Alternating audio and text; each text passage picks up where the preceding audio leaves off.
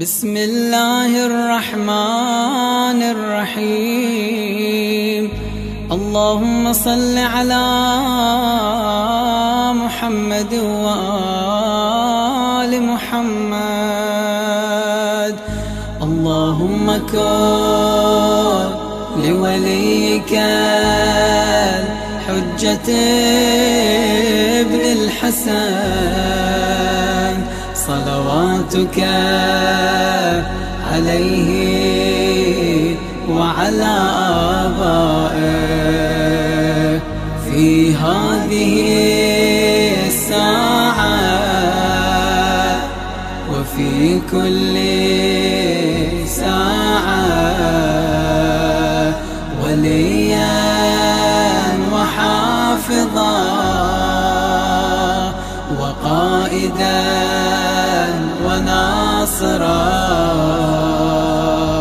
ودليلا وعينا، حتى تسكنه أرضك طوعا وتمتعه فيها طويلا. يا مدبر الأمور،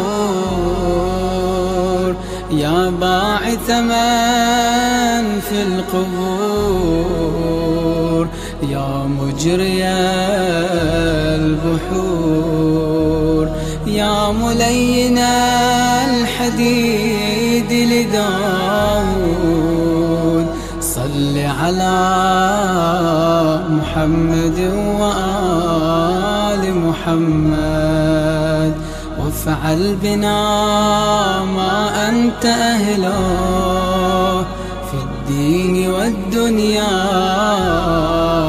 برحمتك يا أرحم الراحمين. وصلى الله على محمد وآله الطاهرين.